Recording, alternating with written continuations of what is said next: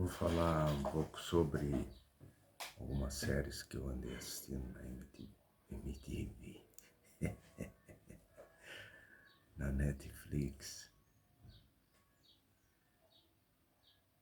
Complicado ficar olhando assim de frente, assim, pro espelho, sabe?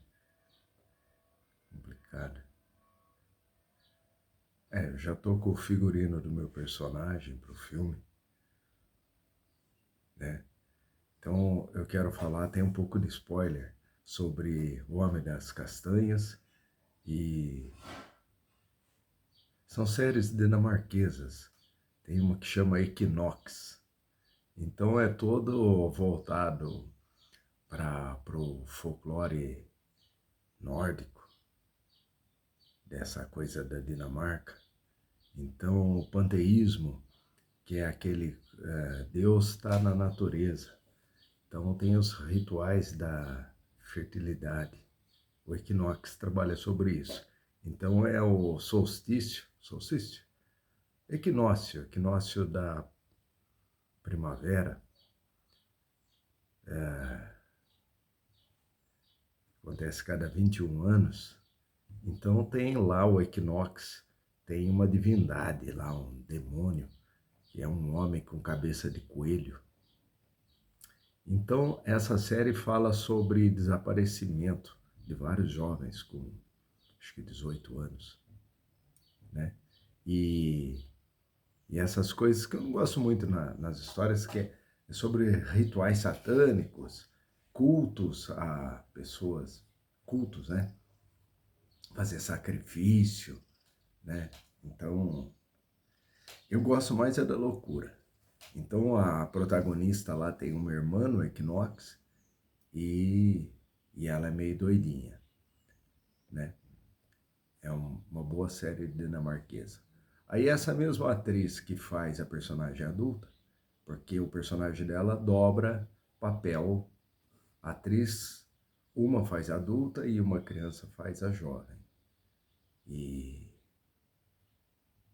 fica nas duas, a trama fica discorrendo entre a infância dela, antes da irmã mais velha dela desaparecer, né?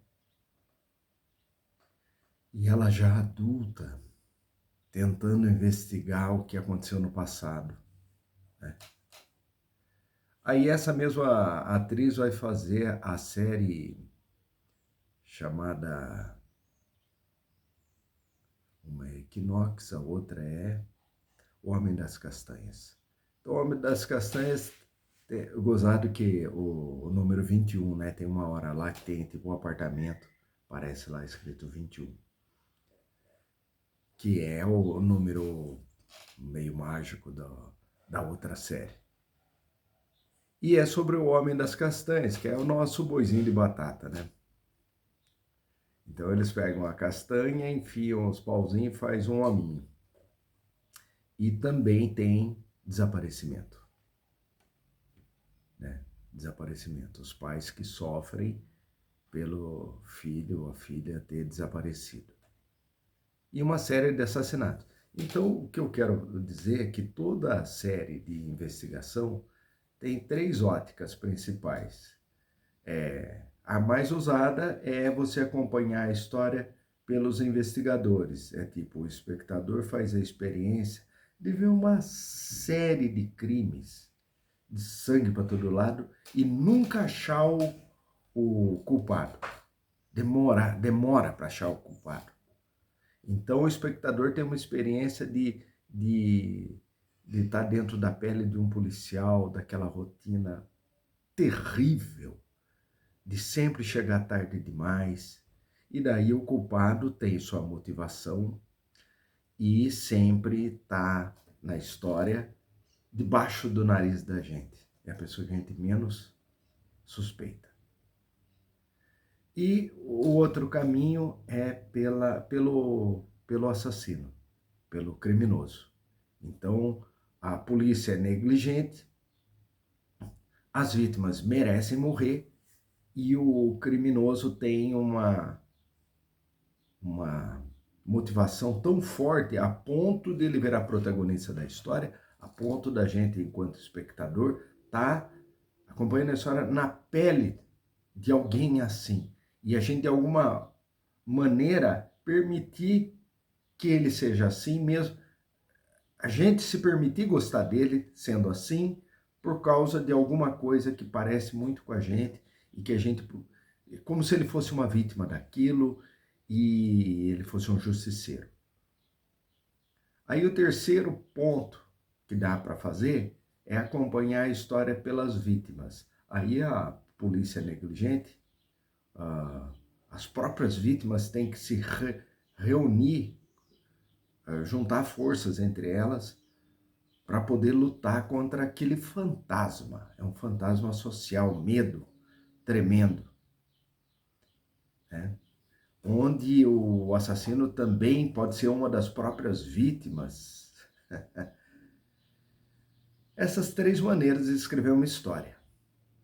Eu comecei a escrever a minha história lá sobre uma cidade inteira, todo mundo com asas nas costas.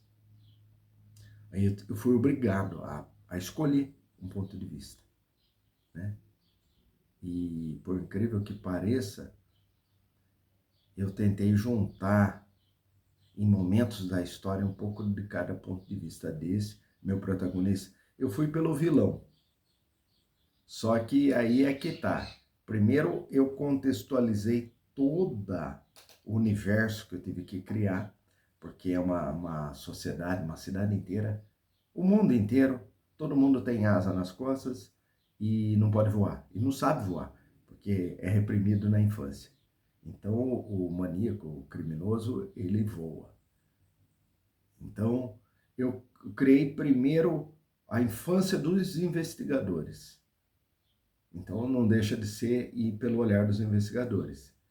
Aí eu pus lá o professor deles todos lá para frente, que é o assassino da história, eu fui pro olhar do assassino.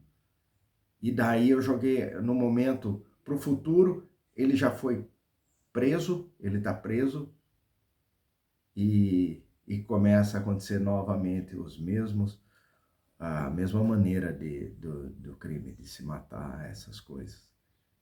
E esses dois investigadores vão até o presídio para se consultar, para ver como é que é isso, né? Na minha história. Agora o Homem da Castanha tá bem interessante, sim. Tá muito. É interessante porque você tem atores extremamente esquisitões, com problemas psicológicos, não sei se os atores, mas eles mandam muito bem nessa. Eles têm, o ponto forte deles, na atuação deles, a, essa, esse desajuste, né, psicológico. E só agora que já revelou, que já está, acho que no final, revelou quem que é o culpado, meio não convenceu, porque o cara é muito bonzinho, né? O cara, e a motivação dele é bem interessante do Homem da Castanha. Isso é bem interessante, eu acho que eu não vou falar sobre esse detalhe, não, vou deixar guardado. É. E é isso, eu tô testando figurino, cabelinho meio arrepiado, olha como é que ele fica. Para o personagem que eu vou fazer, um vilão, para o filme do Talamonte. Então, eu dei uma tingidinha na barba para ela ficar um pouco mais visível, né? A barba estava maior. O figurino, já vou me acostumando, eu acho que daqui a um mês nós vamos gravar uma cena. E é isso aí.